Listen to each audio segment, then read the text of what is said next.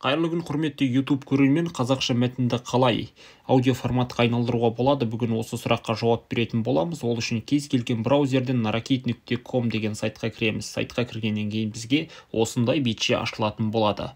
Төменгі жағына түссек, жұмысты бастау деген пәрмен бар, соның үстін басамыз. Басқаннан кейін осындай бет ашылады.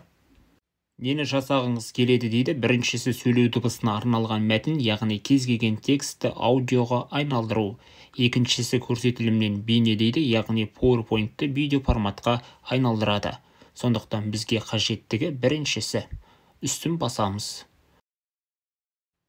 Бізге осындай жаңа терезе ашылады. Тіл деген жерден қазақ тілін таңдап аламыз. Қазақша деп тұруы керек. Мінекей осы жерде қазақша деп тұр екен. Және дауыс деген бар. Бұл жерде Гүлшаттың, Беріктің, Фархаттың, Алтынайдың дауыстары бар.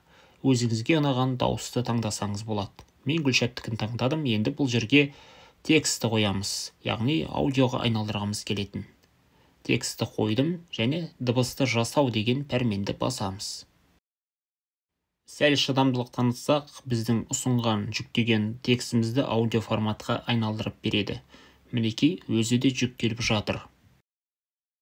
Мінекей бізге дыбысты дайындап берді, енді тыңдап көрсек болады. Маңғыстау облысы Қазақстан Республикасының қиыр оңтүстік батысында орналасқан әкімшілік бірлігі. Маңғыстау облысы Атырау облысымен және Түркменстан мен Өзбекстан республикалары және Каспий теңізі арқылы Әзірбайжан, Иран елдерімен шектеседі. Егер Гүлшаттың дауысы ұнаған болса, үш нүктенің үстінен басып, загрузить дегенді басып, файлды жүктеп алсақ болады. Жүктелген файл өзіңіздің ноутбугыңыздың, компьютеріңіздің жүктелген файлдардың қатарына түсетін болады. Аудиотекстің астында жаңа дыбыс деген бар, оның үстін бассақ артқа қайтып ораламыз. Ол жерден дауыс деген жерден басқа дыбыстаушы жасанды интеллект таңдасақ болады, болмаса мәтінді өзгертіп, басқа мәтінде дыбыстатуға болады. Дыбысты жасау дегенді тағы да басайық. Мінекей бізге Беріктің даусында қалай ұсынады екен, оны қазір көретін боламыз.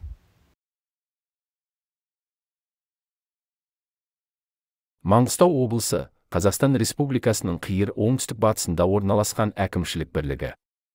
Маңғыстау облысы Атырау облысымен және Түркменстан мен Өзбекстан республикалары және Каспий теңізі арқылы Әзірбайжан, Иран елдерімен шектеседі.